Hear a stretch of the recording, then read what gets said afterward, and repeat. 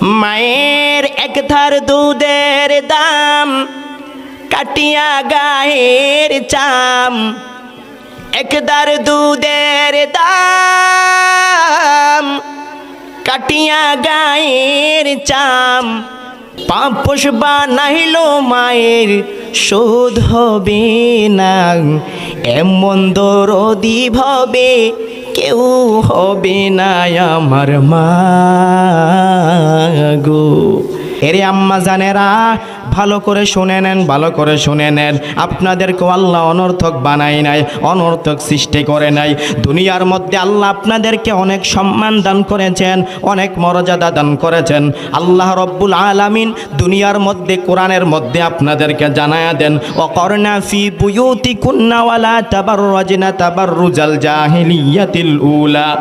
ও আম্মা জানেরা আপনাদেরকে আল্লাহ বলেন, ও দুনিয়ার নারী সম্প্রদায়, দুনিয়ার খোলামেলা জায়গার মধ্যে আপনাদের জায়গা না, আপনাদের জায়গা হচ্ছে চার দেওয়ালের মধ্যে।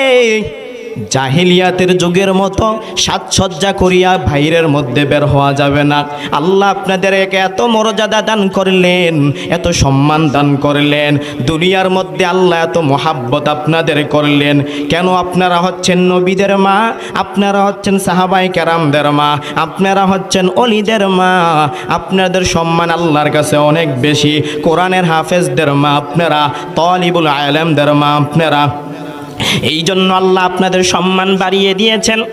বিশ্বনবী বলেন, মায়ার নবী জানায়া দেন, নারী যখন কন্যা তখন নারী হচ্ছে রহমত পুরুষদের জন্য, নারী যখন ভ্রূণ তখন হচ্ছে নারী পুরুষদের জন্য আমানত, আর নারী যখন স্ত্রী পুরুষদের জন্য হচ্ছে নারী নিয়ামত, আর নারী যখন মা ওই নারী হচ্ছে পুরুষদের জন্য জান্নাত। ঠিক না?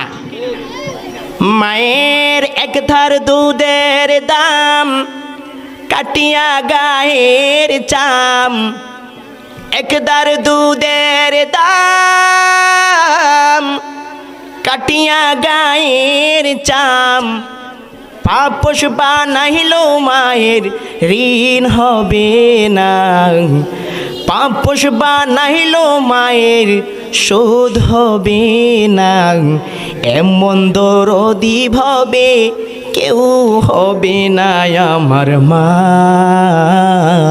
গো।